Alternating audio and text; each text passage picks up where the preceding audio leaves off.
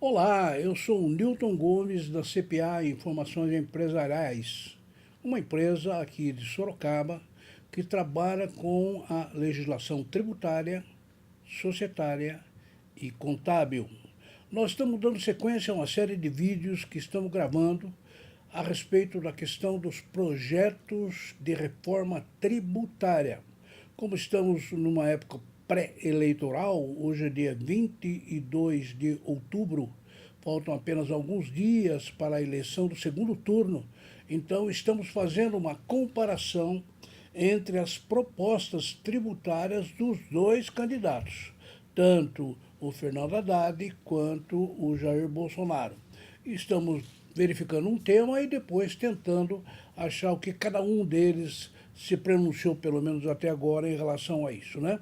É bom deixar claro que os candidatos não têm sido muito pródigos em divulgar suas propostas, né? E a gente tem que ficar procurando aí nas entrevistas, televisão, rádios, textos, etc., para tentar entender o que está acontecendo. Ao meu lado, a Júlia. Oi, pessoal.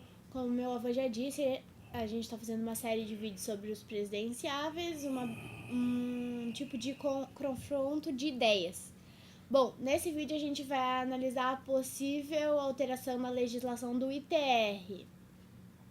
Muito bem, o candidato Fernando Haddad, no seu programa, que está registrado lá no Tribunal Superior Eleitoral, que tem 10 itens, um dos itens trata da questão do imposto territorial rural. Segundo o programa do candidato, se for eleito, ele vai propor uma alteração nessa legislação para incluir lá determinadas salvaguardas, né? Então, eu pediria a Júlia que ela lesse para mim o item número 5 do relatório do Fernando Haddad a respeito dessa questão do ITR. Isso Vamos aí. lá? Vamos ler. Alteração do Imposto sobre a Propriedade Territorial Rural, o ITR, para que possa atender aos requisitos de incentivo tanto da elevação produtiva do solo quanto da preservação ambiental. Está presente no artigo 153 da Constituição Federal. Exatamente. Bom, esta proposta do presidenciável, ela visa, como diz aí, dois objetivos principais. Primeiro, elevar a produtividade do solo. Segundo, preservar, fazer um programa de preservação ambiental. Muito bem, então fica claro que o candidato, né, se for eleito, ele vai propor lá, dentre as outras matérias, nessa questão tributária, entendo que ele vai propor uma alteração na legislação do ITR, né? Nós não sabemos bem exatamente como isso se dará, mas enfim, haverá uma alteração da redação do texto constitucional, né, que está lá no artigo 153, inciso 6º da Constituição Federal, para que atenda esses dois objetivos, elevar a produção e preservar o ambiente. Muito bem, isso é perfeitamente inteligível, essa proposição, né?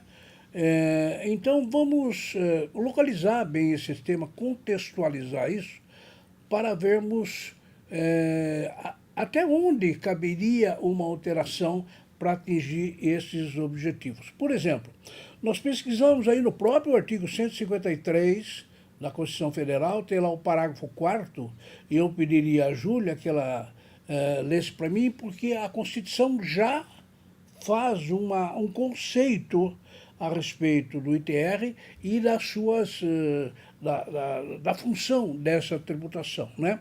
Então, isso está aí no artigo 153, parágrafo 4º da Constituição Federal, tem o inciso, três incisos, o 1, o 2 e o 3. Isso aí. Primeiro diz que será progressivo e terá suas alíquotas fixadas de forma a desestimular a manutenção de propriedade improdutiva. Muito bem, nesse inciso 1, nós já percebemos que, utilizando, né, o tributo, a lei pretende desestimular a manutenção de propriedades improdutivas. Quer dizer, fica lá a terra rural sem plantar, sem explorar, sem fazer nada. Então, tudo indica que tributa em cima. Se tributa em cima, isso desestimula o proprietário a deixar abandonada. Muito bem, mas tem uma exceção, claro, isso é uma regra que vai pegar tudo isso, mas tem algumas exceções, como está aí no inciso 2. Isso aí. Não incidirá sobre pequenas glebas rurais, definidas em lei, quando as explore o proprietário que não possua outro imóvel.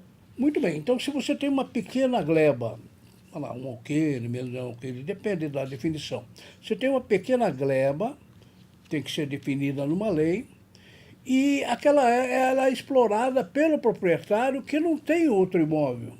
Quer dizer, o proprietário só tem aquela terra pequena, ele mesmo explora, não tem outra, né? Então, digamos, essa progressividade que está prevista no inciso 1 não vai se aplicar a isso, né? Essa progressividade, ela vai se aplicar a outras propriedades maiores que ficam lá abandonadas, etc. Tal. Então é um incentivo, um desestímulo a deixar a terra parada.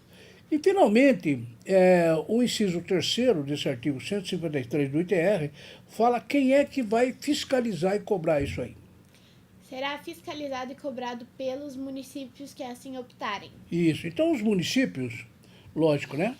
As terras, elas não estão no Estado nem estão na União, elas estão no município. Então, uma terra rural, aqui em Sorocaba, por exemplo, você tem a parte urbana, né? E tem a área rural, que é definido por uma lei municipal.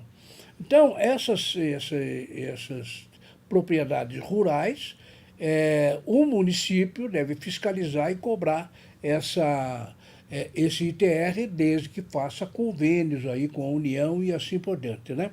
Então, vejam, no meu modo de entender, que o artigo 153 aí, atual, a redação atual, ele já tem alguns desestímulos para evitar a falta de produção do solo, né? Fica meio difícil entender onde é que o presidenciável está querendo ir. O que ele está querendo fazer? Que regras? Me parece que são regras mais graves, mais impositivas, para evitar que essas terras fiquem improdutivas. Além disso, é interessante que, pesquisando a legislação do ITR, a gente se lembrou que tem um dispositivo no IPTU. Bom, IPTU é outro imposto, só que esse sim é municipal, né? Imposto Propriedade Territorial Urbana. E lá tem um dispositivo que trata dessa questão aí de imóvel que não é utilizado, etc, tal, né? Vamos dar uma olhada, então, lá mesmo na Constituição, que nós temos aí o parágrafo primeiro do artigo 156, que trata do IPTU, quando ele fala isso. Vamos ler aí o parágrafo primeiro. Poderá ser progressivo em razão do valor do imóvel. Exatamente. Então, essa progressividade que já está prevista no artigo 153 para as áreas rurais, também já está prevista para o IPTU, para os terrenos urbanos. Quando ele diz, esse imposto poderá ser progressivo em razão do valor do imóvel. Então, se tem um valor muito alto, com muita valorização, então, claro que a lei poderia estabelecer alguma progressividade em relação a isso, né? E também no inciso 2, ele vai falar dessas alíquotas progressivas, né? Isso aí.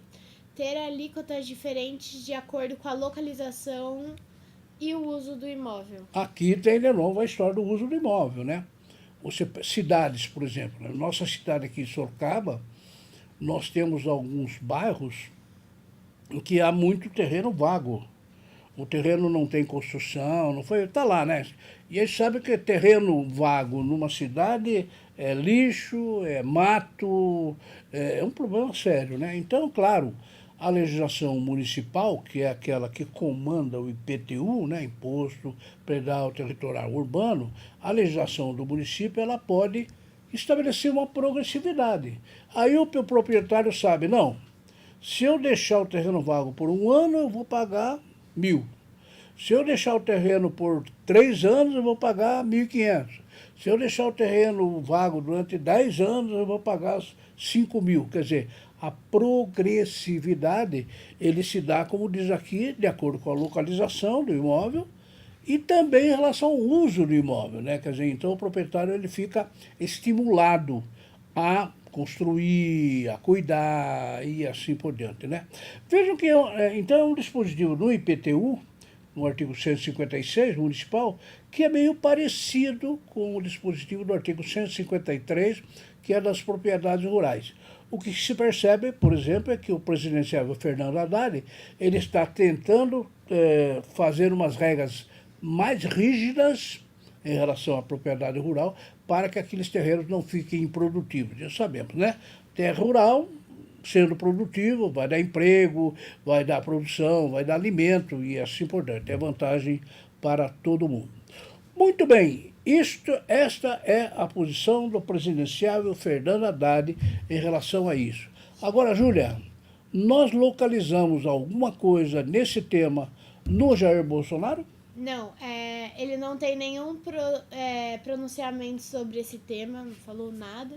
Exatamente. Então, o presidenciável Jair Bolsonaro nem tocou nesse assunto, pelo menos no programa que está lá no partido dele, o Partido Social Liberal, não há nenhuma referência em relação ao ITR, né?